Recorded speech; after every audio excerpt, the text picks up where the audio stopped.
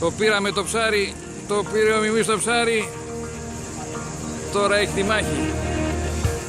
Οπ. Τι είναι? Το πήρε το ψαράκι ο Δημητράκος.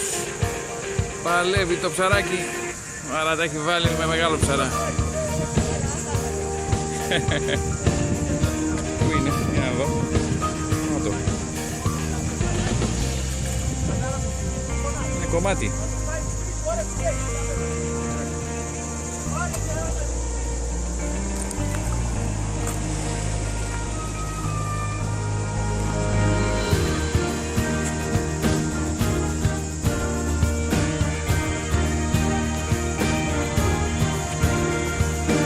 Έλα, σε πάει.